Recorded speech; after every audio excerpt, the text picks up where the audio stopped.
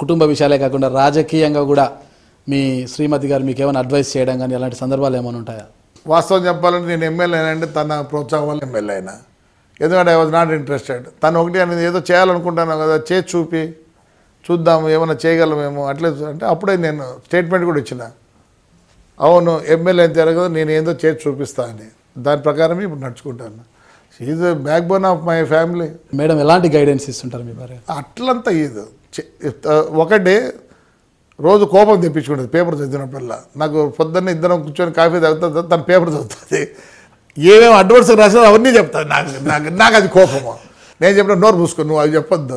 సాధారణంగా ప్రతి నాయకుడు కూడా తన వర్గాన్ని కానీ తన అనుచరులు కానీ కాపాడుకోవడానికి ఏదో ఒక విధమైన ఆర్థికంగా చేతునివ్వడం కానీ వ్యాపారాలు కానీ చేయడం. అంటే మీకు తాడిపత్రి నియోజకవర్గంలో మీ వర్గాన్ని కాపాడడానికి మీరు ఎలాంటి? మా వర్గానికి 198 జీపులు ఉన్నాయి. ఆ వర్గానికి కాంట్రాక్ట్లు ఏదొచ్చినా మా పిల్లలకి ఇస్తాను. ఏదన్నా ఎక్కడన్నా ఇన్కమ్ వస్తా అంటే వాళ్ళకి ఇస్తాను. నేనుగా ముట్టను. నాకు సోర్స్ దండిగా ఉన్నాయి, నా సొంతాన్ని దండిగా ఉన్నాయి కాబట్టి నాకు అవసరం లేదు. ఈరోజు నిజం చెప్తున్నా, నాకు ఉండేది మనుషులండి. ఒక కార్యక్రమం చేయాలంటే వాళ్ళ భుజాల మీద వేసుకొని చేస్తారు. ఒకవేళ డబ్బులు ఇస్తే కార్యకర్తలు వస్తారు, కానీ ఇంకోటి ఎలాంటి విషయం నేను చెప్పకూడదు. ఎలక్షన్లో కూడా నేను ఏదైనా ఖర్చుకి ఇస్తే మళ్ళీ మిగిలిందన్నీ తెచ్చిస్తారు నాకు. మా వాళ్ళు హ్యాట్స్ ఆఫ్ అండి. ఇలాంటి కార్యకర్తలు ఎవరు చిక్కారు లేరు. నా కొడుకు ఇక్కడ రిసెప్షన్ ఇస్తే 1,05,000 మంది వచ్చారు. 28 ఎకరాల్లో చేశాను.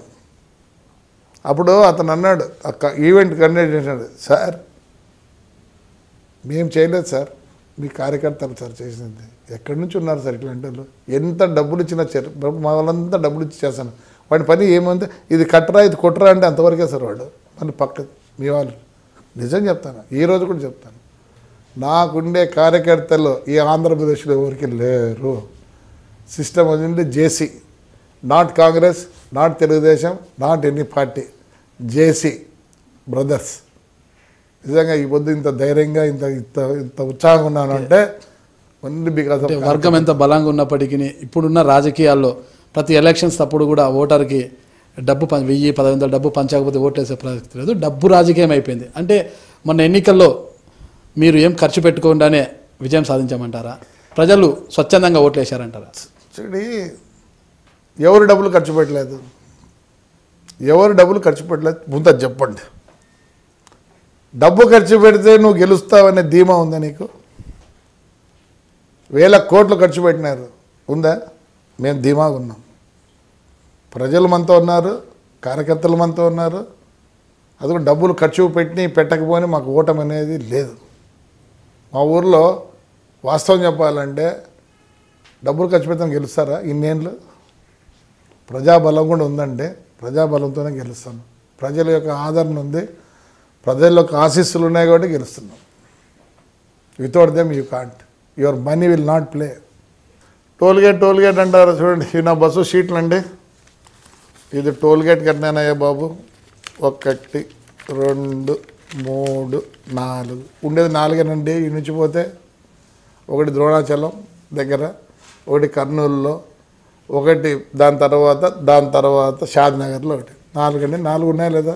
గుత్తి దగ్గర కూడా ఒక టోల్గేట్. అది నాకు తాడిపత్రి అందరూ పోయి బస్సులు ఇవి 4 ఉన్నాయా? ఇంకా దాన్ని ఉంటుంది. ఒకవేళ అన్నది నుంచి వచ్చి బెంగళూరు నుంచి బస్సు 2 కట్టుకొని వస్తాయి. ఇంక ఇట్లా చూపించాలా అంటే ప్రతి ఒక్కటి అంటే కాదు. ఎందుకంటే ప్రజలు ఒకవేళ ఇవి చూపించినా మీరు రేపు అంటారు ఏంటో పెట్టినారులే అంటారు. దాని గురించి ఏమి నేను ఏది కూడా ఇట్లా అన్నానండి, ఇది ఇట్లే. అందుకని వీని చేయాలంటే ఇన్స్పెక్టర్ అన్నాను. నేను అన్నాను నాకు అవసరం లేదు. రాజీ పడే ధోరణి లేదంటారు. అదంతవరకు అసలు ఏ విషయంలోనైనా కూడా బాగుపడుతుంది. నేను ఒక చిన్నోని కూడా అపాలజైస్. నేను కొద్దిగా లా ఒబీడియంట్ అండి. ఆ లా ఒబీడియంట్ ఏమైపోతుందంటే చూసేవాడికి అన్ని దానికి ఏంది ఇట్ట మాడితే ఇట్ట చేస్తాడని. లా ఒబీడియంట్ ఉంటే డెఫినెట్గా యుల్ బి అగ్రి. ఏ విషయమైనా కూడా బహిరంగంగా అసలు నిర్మమాటంగా మాట్లాడతారు. అయితే ఇరుకున పడే సమస్య వచ్చిన మాత్రం నేను అలా అనలేదు, ఇలా అన్నాను, వాళ్ళే రాశారు అన్నట్లా నేను అట్లా ఏం లేదు. నేను ఎప్పుడు చెప్పలేదు.